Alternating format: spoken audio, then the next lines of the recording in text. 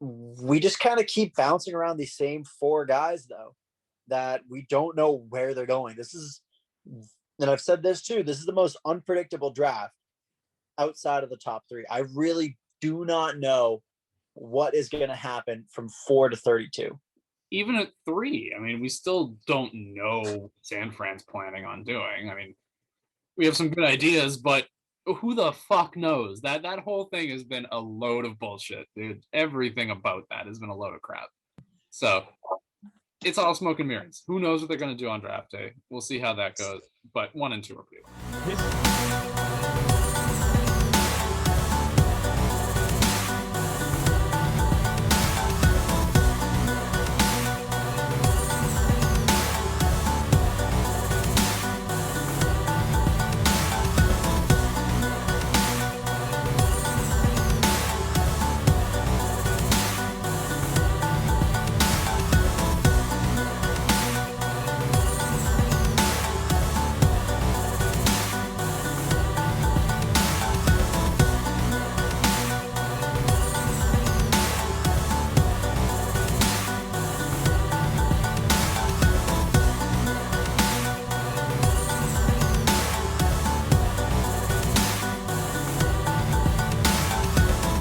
Oh, ladies and gentlemen, boys and girls, welcome back to Garbage Time.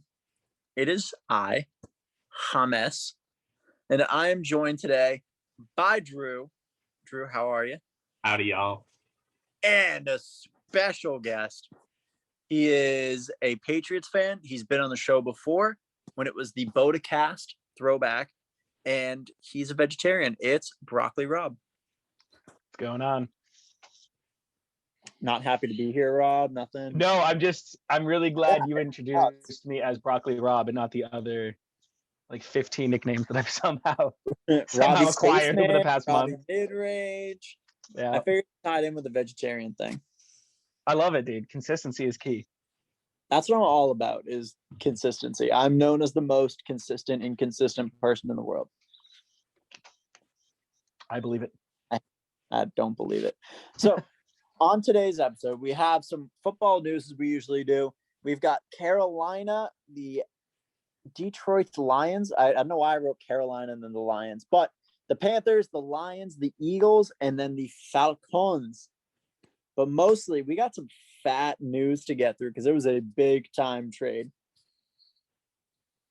I thought somebody was going to have something to say about that. I'm not going to lie to you. You guys kind of left me hanging there. I'm so sorry. No, it's all right. No, it's fine. It's all right. I'll just say whatever, guys. Don't worry about it. Fuck off.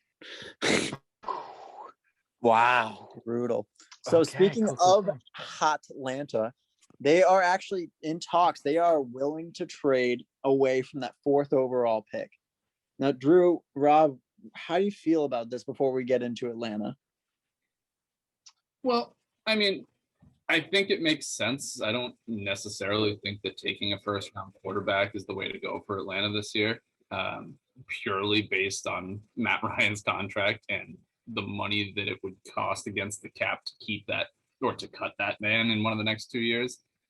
So I think Matt Ryan's probably the guy for the next 2 years. Maybe they go out and get someone next year. I don't know if they want to have someone sit and wait for 2 years, but we'll see how it goes. But it doesn't look like they're trying to make a push for any of those top QBs. It's going to be interesting. See, I sit on the other end where I think it's really foolish. If your whole goal of your franchise is to really find, that quarterback, and at 36 years old, I think, we can all agree that Matt Ryan's probably not going to be that guy anymore. Big stat heavy quarterback, right? Really good year a couple of years back. The problem is every year you're always going to try to look for that quarterback. Not every draft, however, is going to produce a wealth of talent. In this draft, we have just a crazy amount of quarterbacks who I think any of them would fit on a team. If I'm the GM in Atlanta, I don't think I would pass up on this opportunity to maybe get some guy and sit him for a year or two. I mean, Matt Ryan's not a bad quarterback to have a backup sit behind and watch, how he goes through his reads and his progressions. I don't know. I would keep the 4th and maybe try to go for a quarterback if I was him. Yeah, I don't think Matt Ryan's the worst quarterback in the world to learn from by any means. I mean, I think personally, when you look at drafting a quarterback in the first round, and we're going to talk about this with a couple teams, but you have to look at, is this guy better? Or do I think this guy is better than who we currently have? Simple as that, right? It's not like you're trying to progress the position. There is one quarterback on the team. So if you look at, assuming Trey Lance and Mac Jones, do you really think that they are better than Matt Ryan? Because I'd say no. I think that that's kind of fundamentally flawed. I think that the only reason that Matt Ryan is around for the length of time that he's still gonna be around on that team is the contract situation. So I don't think that they have to go out there and say, hey, is this guy better than Matt Ryan? They have to go out there and say, is this a guy that we can work with? And is this the guy that we want to be here after Matt Ryan? Because he's going to be there for 2 more years. I totally agree. It's not, you're right. It's not saying, because then I think the Dolphins did this a lot with, made the mistake with Tua. It's not that, do we need somebody right now to bench Matt Ryan? It's, do you think there's somebody in that draft who you feel comfortable having on your team, but also saying, listen, I can't miss up on the opportunity to get this guy. Because let's say 2 years down the line, right, the contract's over, it's time to go get that new quarterback. And that draft is just putrid, right? Like, you're just not in a position. Mm-hmm. I don't see a problem with using that 4th pick to get a guy like Trey or Mac. I think that's worth it, and have him sit, because you're right. I mean, Matt Ryan's going to be that quarterback for another 2 years. And again, he's not a bad quarterback. No, he can throw the ball really well. He's definitely somebody who, if he was a free agent and the Patriots got him years, right now, I'd be like, cool. I have no complaints. Yeah, 100%. He's always been solid down there, like you said, big stack guy, and it's just time up. The great career down there. They just got to figure out how to move on. Obviously, that can't happen for a couple of years due to the money situation, but I don't think moving back in this draft is the way to go. Like you said, I think that there's too much quarterback talent. I think having your pick of the remaining quarterbacks after Trevor Lawrence and probably Zach Wilson are gone, you have the option between Justin Fields and Matt Wilson and Trey Lance. So you want to give your franchise the best opportunity to succeed after Matt Ryan. So I think that they have to. I think they have to stick in there and pick a guy and work with him for 2 years, because that window is shutting rapidly. Yeah, and I mean, we'll get more to that when we talk about Atlanta. I don't want to get too deep into it right now.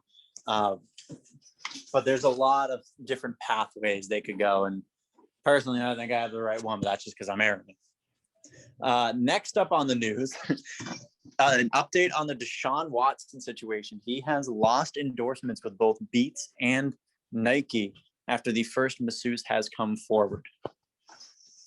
This has been so awful to hear, right, on so many levels. I was, as you and James and I have talked, I was a huge fan of Deshaun Watson's game, from a collegiate level and going to the NFL. So this is there's just so much here, right? And all of a sudden you watch endorsements dropping in and out. It's just so much news has come out about this in the past, 2-3 weeks? Yeah, if even.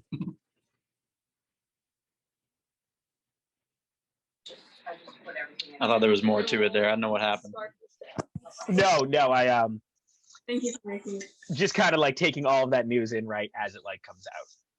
Oh yeah, I mean, it sucks to see because of all the things we've already talked about. Where you see Deshaun Watson, what was the one thing he said about women in his pro day interview? And it was respect, and his dap up high five he had with his girlfriend at the sidelines during his time at Clemson.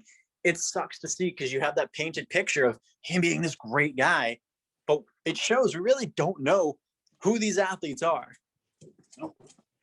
It sucks.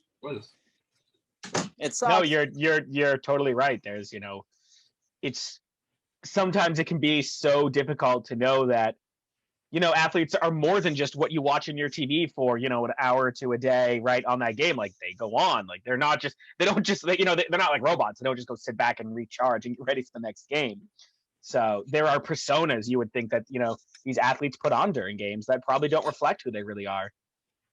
Yeah, and I mean, the vast majority of the time that you're hearing from athletes and about athletes, it's in a public view. It's them talking to reporters, to the media. They're prepared to speak to who they're speaking to. It's not getting into their personal lives and having a friendly conversation with a buddy or something. It's not candid stuff.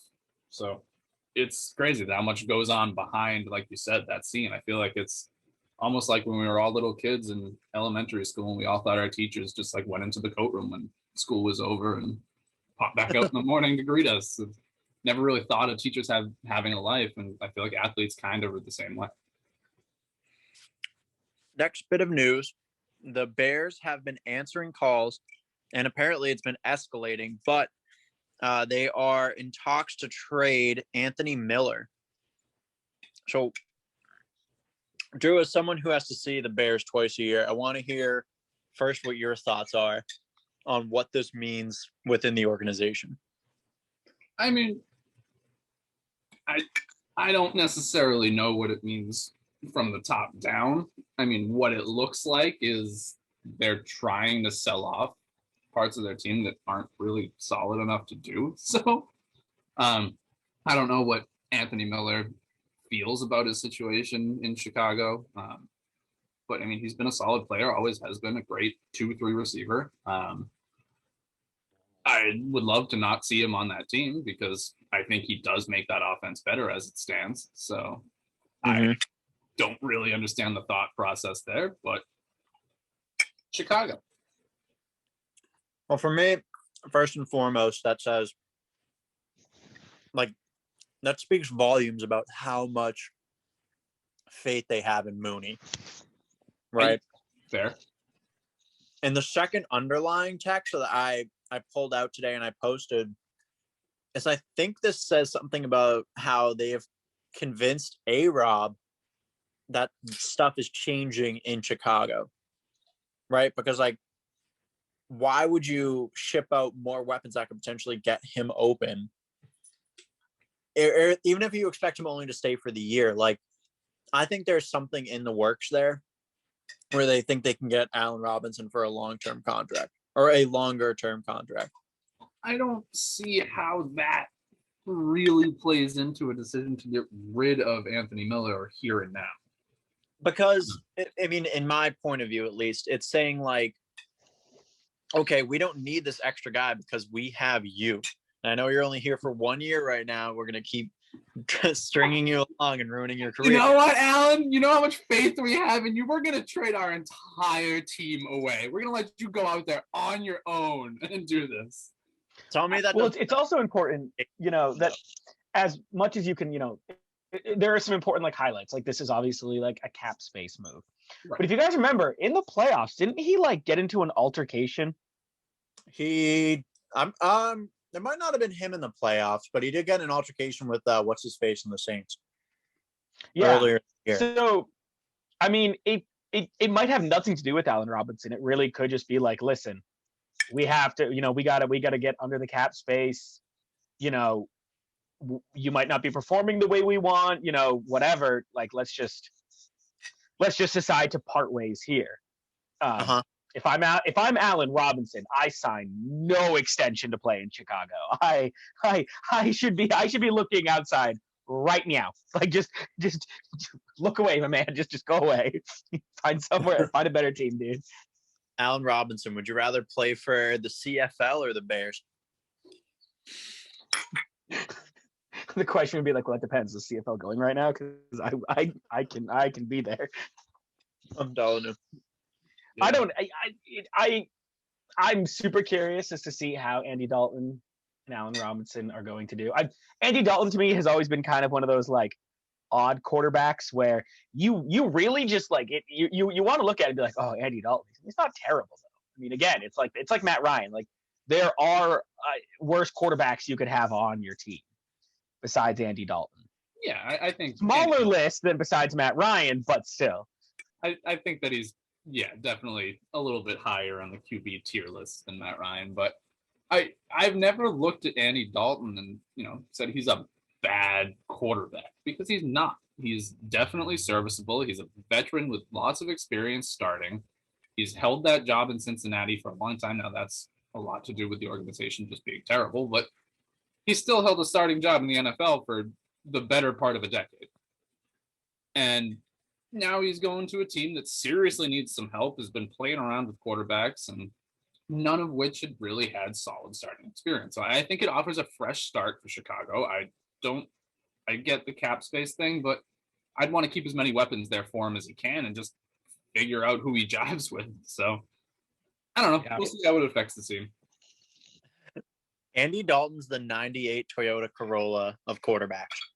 Reliable, consistent, not flashy, will never break down. Exactly. Until he gets hit in the head. Yeah. But other than that, I just inserted ham into my mouth and it came back out because I just realized I had to talk. He's not going to do anything big for you, but I mean, he's the in-between car, right? They're clearly drafting someone in a round that they have faith in. It's not the first round, but they have faith. A round. Big if true, they're going to draft a quarterback. And Andy Dalton's the stepping stone to this next guy. And honestly, not a bad stepping stone. Like you've said, he gets a lot of flack for a lot of his play, but he was really a shining part of a really awful Bengals team for so long. Yeah. I mean, you know what's an important fact is that, especially when it came to the Bengals, is he always had solid seasons. I mean, for the most part, threw for 3,500 yards a season or more. I mean, he was decently consistent. Hell, he didn't even have a bad year last year in Dallas, as far as what your expectations were and who you're throwing the ball to. But yeah, as far as a stepping stone goes, Andy Dalton is not a I mean, I don't think I'd want to look at him, as a 2 or 3 year bridge guy, draft somebody and then have that rookie learn under. But if there's somebody that you think maybe can get to that level professionally where they only need a year, Andy Dalton is not a terrible 1 year bridge quarterback. Especially right if the whole goal of the Bengals is to long-term sign Allen Robinson. I don't see a problem with them having Andy Dalton. I'm sure the Chicago fans have a problem with having Andy Dalton, but I think it's not a bad play. No. Yeah, I agree. So let's get to what has arguably been the biggest news of the week. Sam Darnold finally moves on. The Jets trade him away. In return, they get a 6th round this year and a 2nd and a 4th for 2022. Personally, it's way more than I thought they would get for Sam Darnold. I was putting his ceiling at a 2nd rounder. I did not think they would get 3 picks out of Sam Darnold, but I'm shocked and pleased they did. This will be the first time he's going into a system that has a good line, weapons, a true wide receiver one who, depending on who you look at as the wide receiver one, he's worked with, and an offensive-minded offensive coordinator that's actually good in Joe Brady. Also, let's not skip over probably one of the most exciting running backs in the game. Oh, Christian McCaffrey can make any quarterback look good. Listen, Sam, I've been following the story. I love it. I think it's awesome. I think it's also really fascinating because Sam Darnold is the ultimate theoretical great quarterback. Everybody who's talked to Sam Darnold is like, man, this guy can be so good. He's going to be so good one day, next year, next week, tomorrow, so good. And then he's never good the day of. And yeah, you could put about 99% of that on whatever the Jets mess is. But at a certain point, I remember sitting there going, this is a quarterback who's talked about being really good for a guy who I've seen throw some really average stuff. And I'm actually curious to see if he and Robbie Anderson work in this offense. I know they did pretty well together 2 years ago. Can we not skip on the fact that I feel horrible for Teddy Bridgewater? I mean, are you kidding me? The guy cannot catch a break. No, I think this is essentially stamped him as a backup, but Drew, go ahead. I was pretty much going to say the same thing. He's just kind of fallen into that hole of obscurity, which really sucks because it's not entirely his fault. That play last year was the result of just a generally inconsistent offense. That you can't pin that all on him. He made some really nice plays and showed that he was still capable of moving the ball with his legs when he had to. I think that for what was ultimately the first role after his audition in New Orleans, he kind of got screwed. He didn't get to play his full year, really, and he didn't have Christian McCaffrey. So, like you said, that in itself changes an entire team. So, Teddy Bridgewater, without the team's best weapon, got judged a little unfairly. So, completely agree. So with that, I have a mouthful of ham. that offends me as a vegetarian. It should. Let's talk about Carolina in this NFL draft, right? Oh my God, that was so hard to swallow. I don't know why. They're sitting with the 8th overall pick. They have the new quarterback in Darnold, right? They've already locked in his option, so they at least have 2 years of Darnold. Now, with the Teddy Bridgewater news, do you think they actually end up there with that news and us already talking about Teddy? Do you think they end up shipping him out? Or do you think he just ends up staying there and dying? I think they probably should move on. I mean, I know they paid a decent chunk of money for him, so probably best to just go find someone cheaper and get what you can asset-wise for Teddy B. It's maybe you can get half of what you gave up for Darnold at least. It's not a terrible situation to be in. You just have to figure out what you want to do in terms of having that backup quarterback. Right. See, I would go the opposite. If I'm the Panthers right now, I keep Teddy Bridgewater. Right, I keep Teddy Bridgewater through training camp because again, like they gave away 3 picks, and again, can't stress enough for a theoretically good quarterback, a young guy who still has is still in that window to learn and progress. But there's a super real chance that what he was with the Jets is exactly what he's going to be with the Panthers. Right? I mean, it's not guaranteed that he's going to come right into this offense and he's going to get it and he's going to throw for 4,000 yards and he's going to have a ratio, touchdown to interception that's really good. You hope that's the case. A lot of experts expect that to be the case. But, the rule you got to subscribe to, right, any given Sunday, there's a super real chance he gets there and he's average. So with that in mind, I think you keep Teddy Bridgewater because even without Christian McCaffrey, he threw for like 3,500 yards, like 15 touchdowns. Again, not terrible stats, and you're about to have a great running back. No rush to get rid of Teddy right now. I can't even imagine they would get a lot going for it. So just keep him, right? Keep him, and then maybe beginning of the season, see what you can do there. But I wouldn't put all my eggs in the basket of Sam Darnold so blindly as to be like, I don't even need a backup like Teddy. Nah, Sammy's bringing me to the promised land. All right. I'm not saying go like walk down the streets of Raleigh and like find the first person on the street and sign him. Like go out and find a decent backup. But I feel like you have a decent backup. You have PJ Walker. All right, fine. Even if you want to roll with PJ Walker, my main point, I just think Teddy Bridgewater is just too expensive to be sitting on the bench waiting for Darnold to either fuck up or get hurt. Exactly. So trade him out, recuperate some of those picks, and friggin' PJ and Sam Darnold is your quarterback room. Stellar. Man. What a legendary situation for them. So I've already said this will be the first time he has a true wide receiver one, a line, some weapons. The reunion with Anderson will be interesting to see how that actually plays out because obviously Robbie Anderson balled out last year. So we're going to see. Anyway.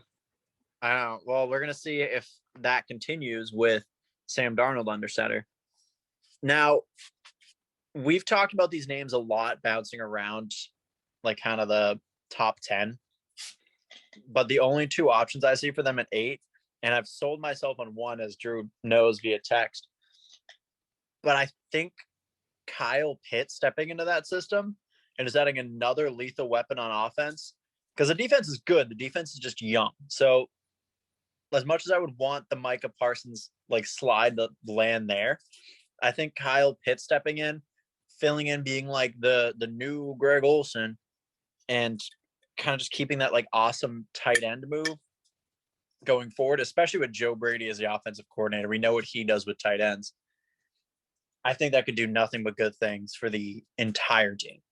But Drusif? Yeah, I mean, I agree with that. I think if Pitts is there, that's definitely the way to go because we want to give Darnold every chance to succeed, right? You want to bring in a new quarterback, say, here, we're going to go out, we're going to make it a priority to get you people to throw the ball to. We're going to make it a priority to keep you protected. That's going to give him a little bit more confidence going into that system and a little bit, familiarity right away. Just build a good rapport with the new quarterback. So if Kyle Pitts is there, arguably one of the best offensive talents in the draft in recent memory.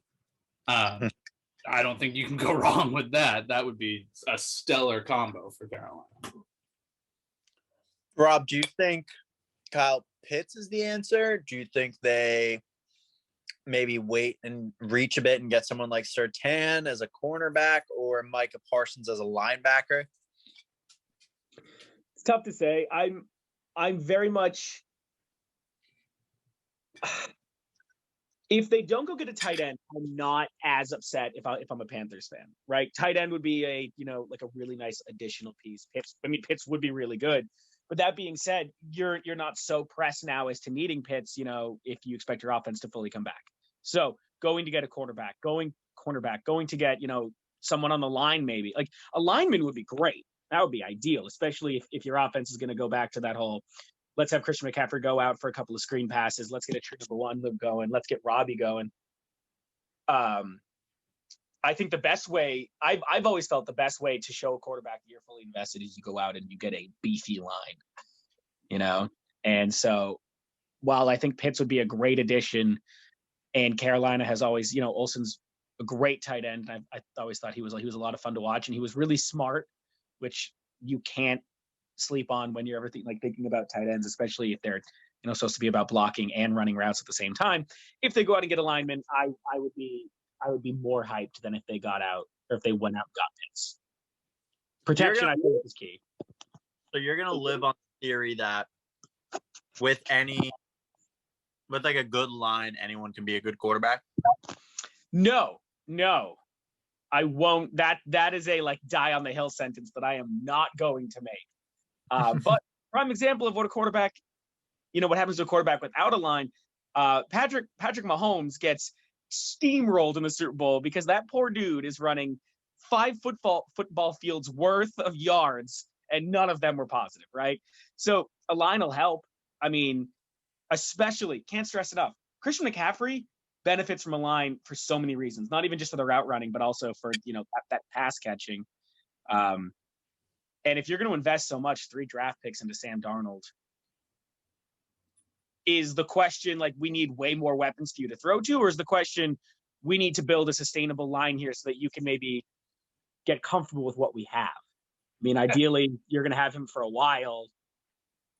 I would say go for lineman. That's just kind of where I'm at. Fair. And you're playing in that NFC South where Tampa Bay's brought back that whole beastly defense, and you're going to have some trouble keeping Darnold protected against guys like Ndamukong Suh and Levante David and that core there. That's in itself a reason to go get an extra line, just having to deal with them twice a year. I'm sorry. I'm watching my dog freak out because she can't get on the bed because the basket's in the way, and she's just crying and trying to get our attention. Anyway, yeah, I don't think necessarily reaching for a lineman is a bad idea, right?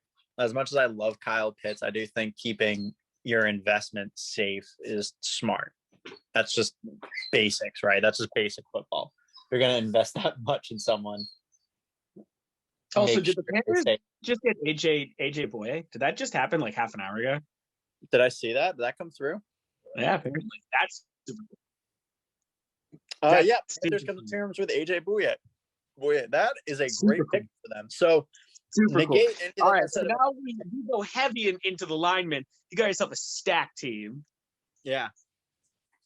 I guess, honestly, I mean, you can even, once again, you go lineman now, you wait tight end, you still have that option. This is a talented draft. And Drew, how many times have I fucking preached that into existence for the entire year? Many times. So many goddamn times. But I don't want to talk about Carolina anymore because I'm bored of them. Thanks, Panther fans. You did it. Let's talk about a team in their division, though. Let's talk about the Falcons, right? We already talked about them potentially trading out of that 4 spot. They're living there right now, though. Thank you. Biggest departure in the offseason, probably going to be Todd Gurley leaving on free agency. I think that one kind of hurts, but also that's a player with what we've seen has been the shortest prime of any player I've ever seen in my life. Yeah, the window for where he was dominant came and went so fast, like so fast, insanely quick. Yeah, and that was a weird one too. When he went to the Falcons, I had so many questions about that. Right, in terms of, are you just replacing him because you kind of want to capture whatever you thought Devontae Freeman was doing? It was always one of those weird signings where it was like, I think the option for him came up and the Falcons were like, yes, big name, let's get him here, and not, hey, is he necessarily going to be somebody who's going to fit into our offense, who's going to help us, get to that next level? Because you can't sit there and tell me, man, the Falcons are so close. If they just had a running back, no, stop. The Falcons need like an entire retooling of their roster. Right. And I think that really leads well into, the plans for the offseason and just how to go about the situation that they found themselves in. 5 years removed from playing in the Super Bowl, getting their asses kicked in that spectacular fashion, never have recovered from it. Matt Ryan clearly isn't going to be the quarterback to take them to a title. So I think you really just got to play these next 2 years as full-on developmental, stockpile as many good, young, talented dudes as you can, put them together in different combinations, play with it, and come back and make a run at it when you got your guy of the future. All right. You want to hear my master plan I've cooked up? My James brain fucking sauce cookie. Yeah. So what they're going to do, the Falcons, in my mind, do not need any more offense. Their line is passable. Their receiving core is phenomenal. You don't draft a running back that high unless it's Christian McCaffrey. They trade back to Denver spot, which isn't that far. I think it's only I think Denver's sitting at 5 or 6. I had it written down. I thought I fucked that up. Trade back, get Drew Lock, sit Drew Lock behind Matty Ice.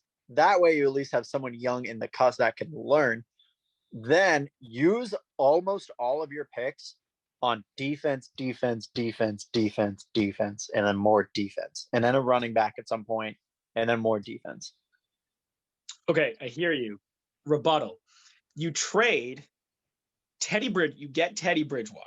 All right. Trade him right. Yeah, you get Teddy Bridgewater. All right. Then you bench Matt Ryan. Somehow convince yourself and another team to trade you. So you get Waddle. And you just switch your entire playbook to deep routes and verticals, and you score 100 times. But also, Teddy Bridgewater might not be the worst option if you end up foregoing getting a quarterback. What we were talking about earlier, you keep Matty Ice for the next 2 years. You don't have to start him. I mean, yeah, you owe him money, and you can make the argument. You're like, well, why am I paying so much for a backup? Teddy Bridgewater wouldn't be so bad, especially if the Panthers move off from him.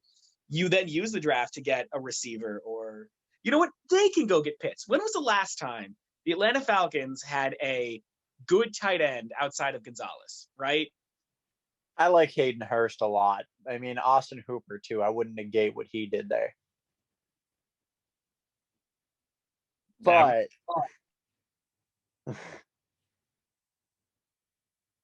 Rob? No, I'm sorry. I thought you were going to go off on a comparison about Hayden Hurst and Austin Hooper in the whole. No, I was literally just giving you 2 tight ends that I was. Yeah, no, okay. 2 tight ends that were good, and this is something especially when it comes to Pitts, really when it comes to tight ends in general. Tight ends, to me, there's an expectation when you look at tight ends now that I think can often be, we'll say, unfair of what the tight end position, really of what you expect people at the tight end position to do, ignoring Gronk and Travis Kelce and Antonio Gates, put up those kind of numbers for longevity. But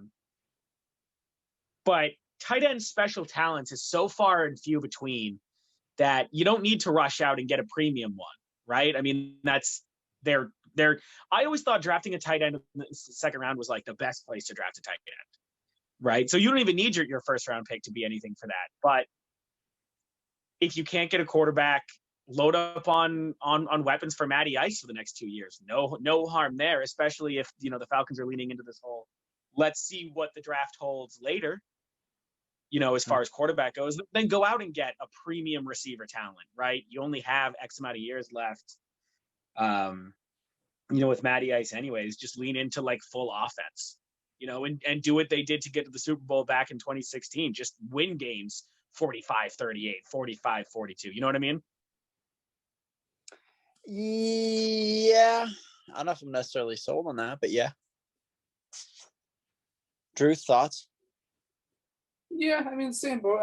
I think I would be pretty set on my plan of just kind of throwing these 2 years down the drain because they've refused to do that the past 4 or 5 years. And that's really what the team and organization needed. They need to just kind of flush everything out and start over. And I think that these 2 years where you're kind of locked into having Matt Ryan on the team are a great period of time to do that. All right. Beyond that, looking at their entire roster, like I said already, wide receiver is not an issue. Running back is kind of a question mark. We don't really know where they're going to go with that. Line help, and then defense. That pretty much sum everything up. Fair. Yeah, as usual with the Falcons, they need way more help than they have potential answers to get. You know what I mean? Exactly, Yeah. which is why I think you need to start answering these questions on a longer term basis, not just trying to throw some flex tape over the wounds and call it a day and say, hey, we tried. I think you need to try a little bit harder and make this a multi-year development.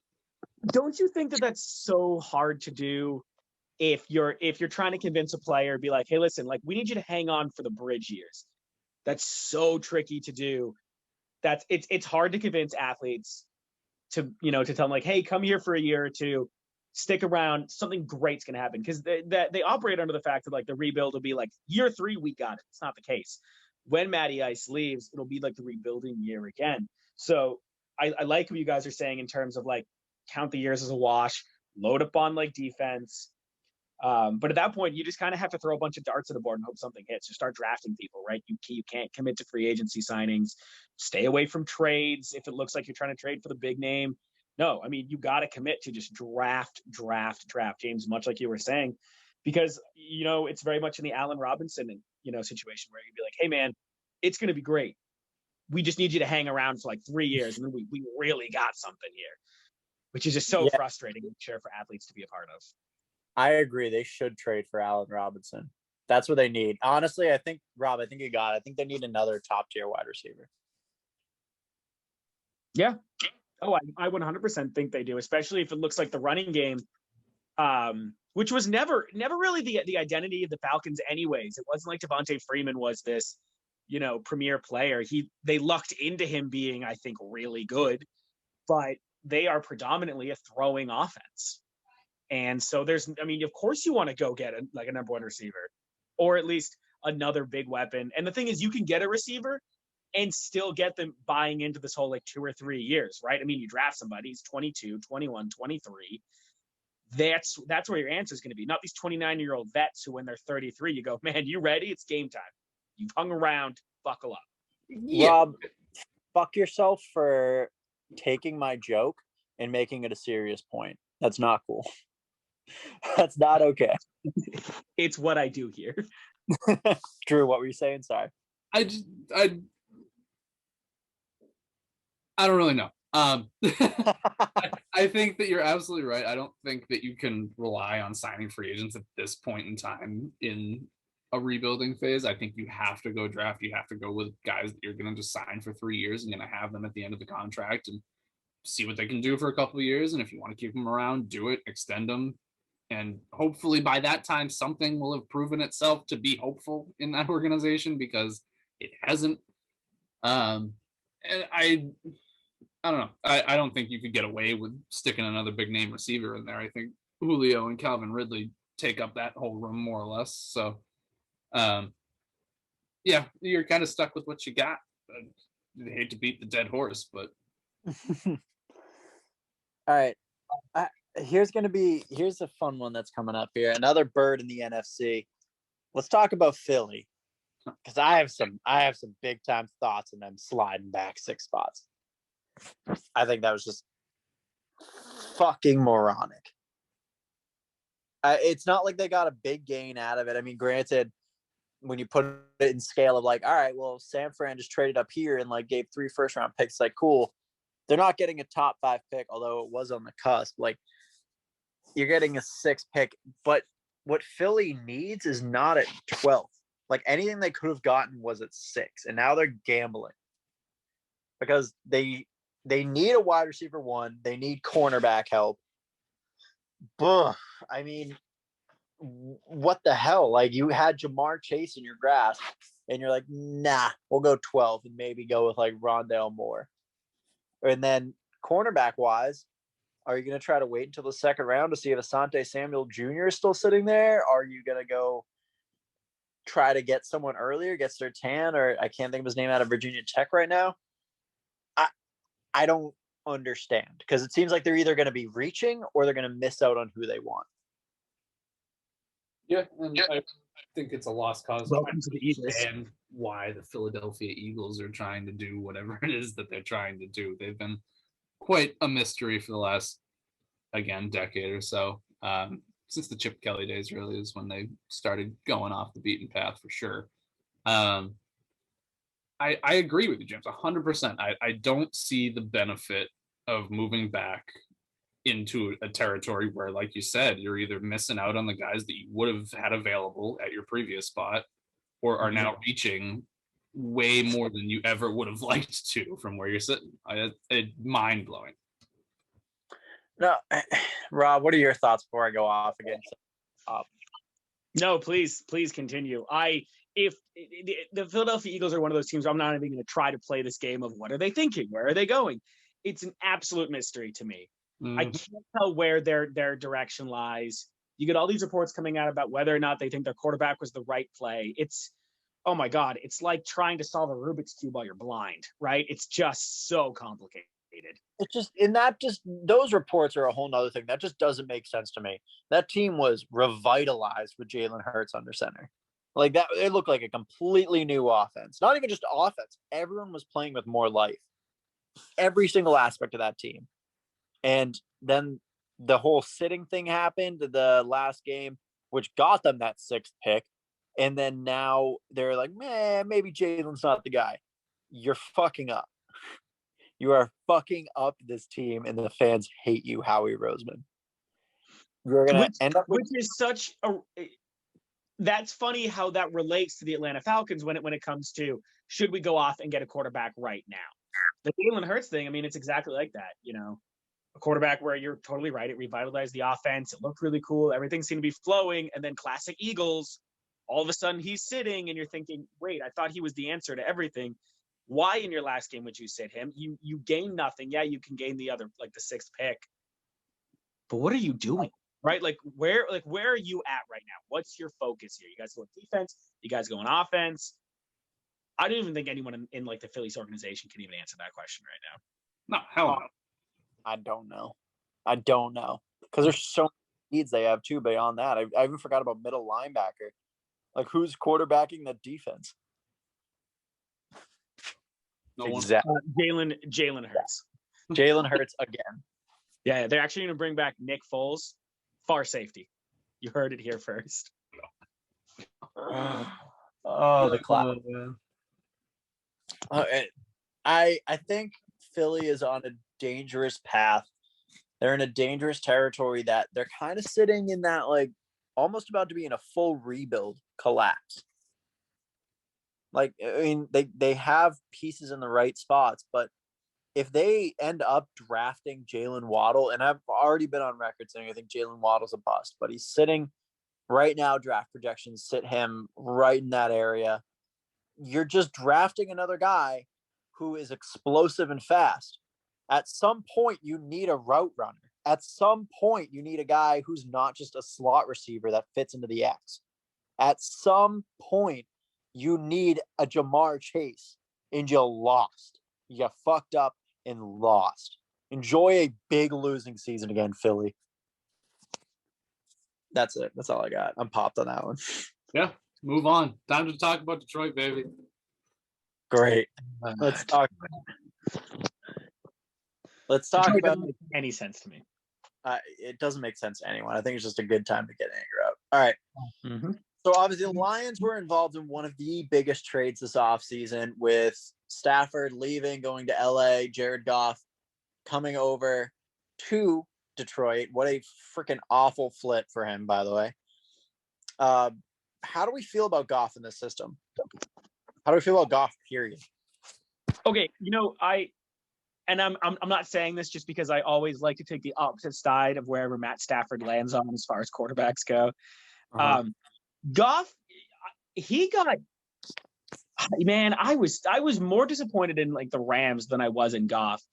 They get to the Super Bowl, and then the next two storylines coming out are, man, he's really dropped off. Are you kidding me? No, he hadn't. That kind of drop off was so nominal versus like the headline. Like, yeah, if he ended the year throwing 1,000 yards and 39 picks to 1 touchdown, I'd be like, yeah, you can say he dropped off. But no, there was just this panic where I'm sure Sean McVay was like, I got to win now. I got to win now. I got to win now. And this story went way beyond its actual, like the actual, order of events, because I don't think Jared Goff fell off. So as far as the system goes, probably not great, because what, is he going to throw it to Danny Amendola? Like, what's going to happen there? Adola's still kicking around there.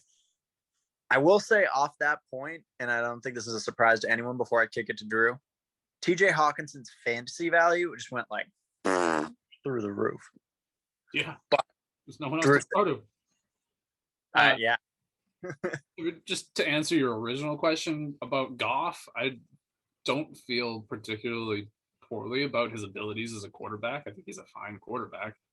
I think that he just needs a good system to lead, and the Rams one got stale really fast. So I think that I'm confident in Goff. I am about as not confident as you can get in the Lions as a team and as an offensive system for him to lead. I think right. He just hate his entire existence for his tenure in Detroit.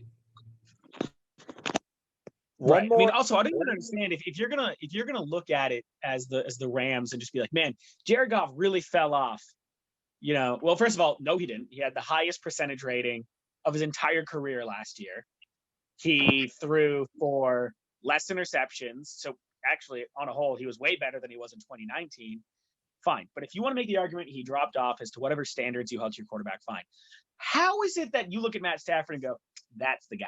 That's the guy that we were hoping Goff would be. Matt Stafford's going to save the day. Are you kidding me? It feels so hypocritical. I don't know. I mean, dude, I know you. I know you're the biggest anti-Stafford guy in the world. I don't think he's the worst fit in LA, though. I think he is, again, a quarterback that is solid and can lead a decent offense if he has the tools and the weapons around him, which Detroit never provided outside of Calvin Johnson and Kenny Golladay, who was never there because he was hurt. I think in LA, in a new system with a new coach, with some pretty solid talent throwing the ball to, and Cooper Kupp and Robert Woods and those guys over there, I think that Stafford will be fine. I think that offense will run pretty much as it did, maybe a little bit better, just based on Stafford's experience. But it's not going to be a big swing one way or another for either of these teams. No, and that's inherently one of the issues I have with it. Is, listen, at the end of the day, and I know, James, I'm going to say this, and you're going to be shocked. Matt Stafford is not, like, he's not so awful as I wouldn't have him. Like, I don't see how he can't be a quarterback. But you can't describe your team as it's going to be fine or it might be a little bit better. When every headline came out, they're like, this is our opportunity to make a deep playoff push. So you pretty much downgraded to an older quarterback who might be able to do the job just like a smidge better, but a smidge is not what you were lacking in order to make a deep playoff push. I feel like you needed to make a big splash in the offseason to get it like a quarterback, because the issues were not, man, we were so close. No, there's a huge gap between what you need and what Stafford's going to give you over Goff, in my opinion, at least. Yeah, they're more than a quarterback away from legitimately competing. All right, but we're not talking about LA. We're talking about Detroit. We're also more than a quarterback away from legitimately competing or competing Yes, at all. they're a whole team away. Yeah. They're a full team plus a front office plus a coaching staff away from being a contending. They're entire NFL franchise away. I think Matt Patricia should be quarterbacking the Lions. That's the answer. Just Are you kidding me? Try to stop it. Good luck tackling fucking Matt Patricia. Blah blah blah blah. Oh, dude. So Jamal going over there, Drew, your man's. How do we, or do you think he's going to eat into DeAndre Swift's stats at all? Not particularly. I think they'll probably use him a lot the same way that Green Bay did, as kind of a change of pace. DeAndre Swift absolutely should be the lead guy that's getting the majority, if not all, of the touches there. He is phenomenal in all phases of the game, except for catching every once in a while. But Jamal Williams is not a guy that you bring in to not use at all. They're going to use him a lot in short yardage situations, a lot in those power run, eke out a couple of yards kind of things. And I don't know. I just think it's funny the Lions keep taking like the third and fourth players off of the Packers depth chart and just being like, this will fix everything. This is the answer. So next point, right? Kenny Golladay departs. There's your wide receiver one gone. Out. Another team that's going to need a wide receiver one. And if Miami doesn't take them, which I'm almost certain they will, at 6, I think Jamar Chase ends up being the wide receiver one in Detroit, which is just an awful situation for his career. Yep. Yeah. And that's like Drew said, that's not a Jared Goff thing. That's not a whatever. It's like just an awful organization to be a part of. I know I was a fan of an awful organization. We're now a good organization. We've made the transition into the future. I hope it doesn't happen, but realistically they need to get that wide receiver one, right? So if I'm right, and if Jamar Chase isn't there, I could see them go for a lineman again, like Slater, Vera Tucker maybe, but that would be a reach. We just kind of keep bouncing around these same 4 guys, though, that we don't know where they're going. This is, and I've said this too, this is the most unpredictable draft outside of the top 3. I really do not know what is going to happen from 4 to 32. Even at 3, I mean, we still don't know what San Fran's planning on doing. I mean, we have some good ideas, but who the fuck knows? That whole thing has been a load of bullshit, dude. Everything about that has been a load of crap. So it's all smoke and mirrors. Who knows what they're going to do on draft day? We'll see how that goes. But 1 and 2 are pretty locked. This is going to be, I think this is one of those drafts that I am just like super excited for. Oh, because usually on like drafts, you, for the most part, you have like a general idea, for the first, like, and maybe I'm overstepping here, but like for the first round, you have a general idea of where everyone's at. This is just so nonsense loaded with like talent and overabundance, where you're just kind of like, and I've never seen teams swap so many times over the course of the offseason. I mean, it's this just super complicated game of Tetris. So I'm super excited. Yeah. Oh, it's going to be a blast. Just to actually have genuine unknowns in the draft in that first round when you're talking about the prime talent and just wondering where teams are going to go. You got a lot of teams with a lot of holes to fill up at the top of that draft. So it's going to be a lot of fun, like just a lot of talent in a lot of different areas. So best available or what you need. Dude, it is going to be such a great weekend, and I'm going to be so excited the entire weekend. I'm going to be rock hard all weekend. I love draft time. Rob, dude, all right, Drew, I'm going to commit to us doing this right now because we've pretty much done all of our whole roundup, and now we're just going to bullshit. We're going to do a draft show this year. I'm going to commit to that. We need to get Rob on for a draft show. Oh, yeah. I would love to be part of that. Yeah, that sounds awesome.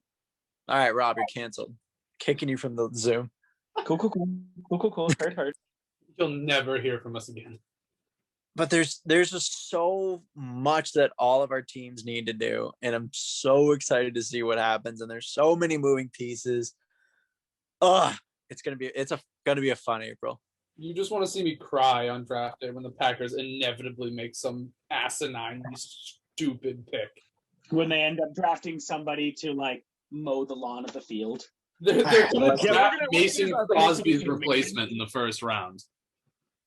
29th overall. 29th overall. At least you're not like a Patriots fan where all of our first round picks, Bill's like, yeah, but there are some really fancy looking 5th round picks that I'm all about. Take them first. Give me your 3 5ths. He gets the 5ths and he's like, you know what? This is reaching. I'll take 7 6th, but not this year. Next year. Thank you. I'm like, great. Such fun. It is nice, I will say, that the past 2-3 seasons for the Browns, they've been led by really good GMs. And friggin' Andrew Berry this year, and oh my God, I can't think of his name, from the Chiefs 2 years ago. Either way, they both like found some great players, like diamonds in the rough. I'm sorry, guys. Bill Belichick, great coach, not a great GM. Drew, I don't even know who your GM is. Not good. Brian Gutekunst, baby. Gutekunst, that's right. To trade Baker Mayfield this year. You heard it here first. They're trading Baker Mayfield. Right. Yep. Yep. They're gonna get Teddy Bridgewater. They're excited about that talent.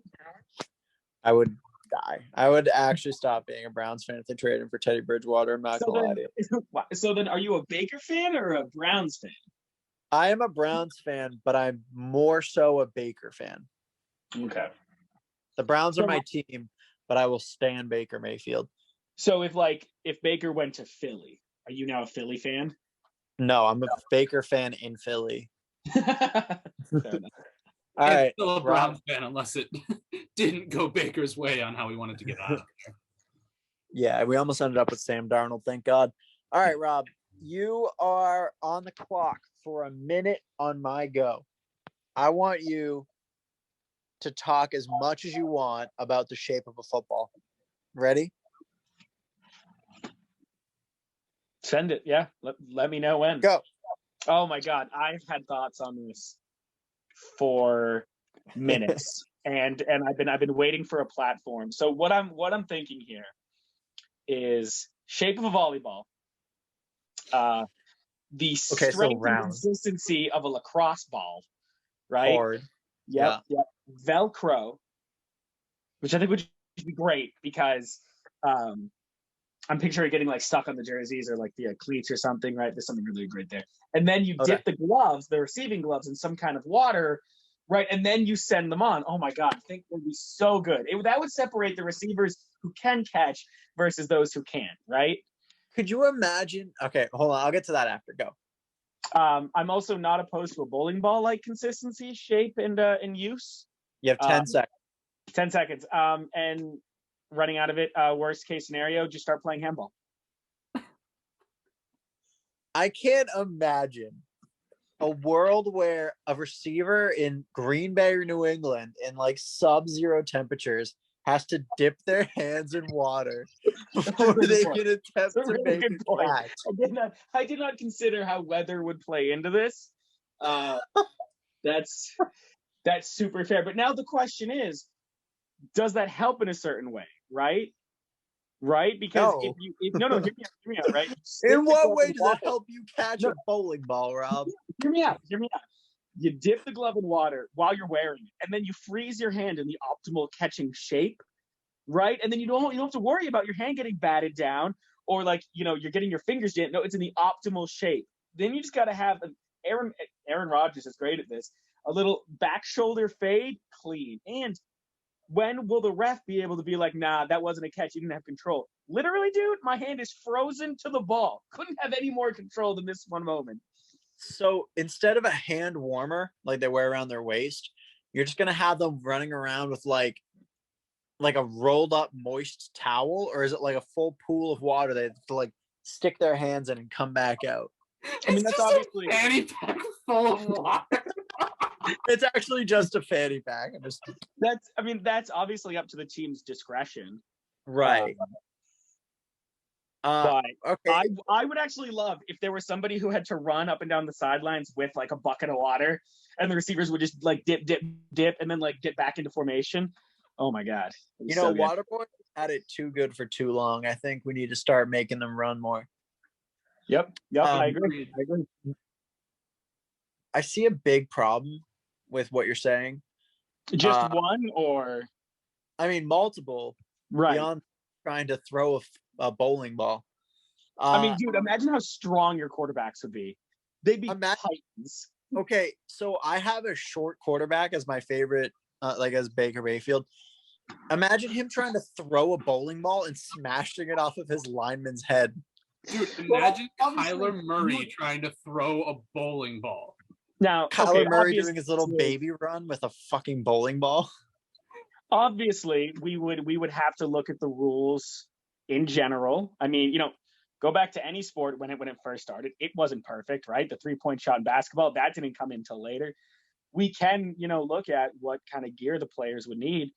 But then at the same time, how great would it be to see Baker Mayfield jump into the air, put a bowling ball into the air, crisp into OBJ's hands, game-winning touchdown, Super Bowl. Except for his hypothermia and broken arms. Well, every team would transition to a dome with a heated field.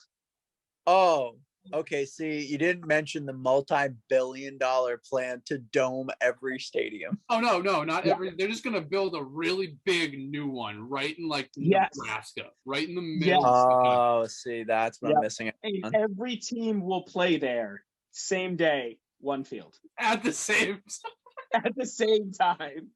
It'll be like when you were a kid and you showed up to the field and you could see like the Lions and Bears are playing, but you can see the fucking Titans on the sideline just sitting there waiting to come in. Yeah. Warming up on the side, smacking each other with bowling balls. Yeah. Just whipping bowling balls at each other. Again, good luck trying to have a quarterback get injured at that point because their biceps would just be steep. Okay. There's another point, Rob. If they get tackled and the ball's underneath them, aren't they just landing on a bowling ball and shattering their ribs? What happens when they get tackled and the ball's above them? I'm gonna tell you what my dad told me. Growing up, tough. Figure it out. You get paid millions of dollars. Just learn to fall better, right? Maybe don't fall on the bowling. Also, fumbles. Good luck, right? Good luck trying to scoop that out of the ground while you're getting tackled. I will say, where I will concede my point, kickoffs would just be a real bitch. That would suck. And I get that. All NFL kickers have to have their kicking amputated and replaced with a bionic leg from the knee down. Exactly. Oh my God. This is really coming. Yeah, listen, I really appreciate you guys giving me the platform to talk about this because I almost immediately regret it. Yeah. I don't. This needs to happen. That's fair. Again, it doesn't have to be a bowling. It could be a lacrosse ball. It could be again, the consistency is not what's important. It's the shape. What about a candle pin bowling ball? I feel like that's a good middle ground. See, that's dangerous because now they can whip these things like freaking fastballs in baseball. And I don't know any receiver who can catch a 99-mile-an-hour, anything. I mean, that shattering the helmet alone would be my main concern. I mean, this is what we want, isn't it? No, God, no. I thought we were going complete blood sport here. No, Rob is all about safety at this point. Yes. The Player Safety Commission has one hell of a job in this league. Huge fan of safety. Thank you for joining us today. I was about to say, is this the last time that I will be on the podcast? I think no, Rob. That was amazing. Thank you for joining us on Garbage Time. Rob, thank you so much for joining us and whatever that explanation of what a bowling ball, lacrosse ball, football was. A good time. You know what? Thank you for having me. And I apologize that you let me talk about bowling ball football. No, I think that needs to be a new segment is I just give you a minute every time you're on the show to just talk about whatever you want. It just has to be like a homeless guy's fever dream. It's like you can imagine like walking through fucking Boston and some homeless guy yells at you, like, it's football, but with a bowling ball. And all the receivers' hands are frozen. It's like, all right. Yeah. I mean, Here's a when dollar. you bullet point it like that without my expert analysis, it does seem to come off a little cookie. Fever. Yeah. Yep. I see that now. Anyway, you know where to find us at BOTA Sports everywhere, Instagram, Twitter, and Facebook. We're on Spotify. We're on Google Music or podcast, whatever it is. We're on Apple Music. We're on Apple Podcast. We're on MySpace Podcast, the newest platform. Find us on SportsMe. Come debate us. Come fight us. Come yell at us. I've been getting a lot of flack on there recently, and I want more. I hate myself, and I need it. Stay beautiful. Drew, you got anything? No, I don't talk at the end of these things. I'm sorry, Drew. Did you want to close out? No, I don't talk at the end of these things. I just said that. Yeah, but now you're talking at the end of the thing. Because you made me. Right. But what if I ended it with you saying something? We don't. Drew. Drew. Drew. Stay beautiful.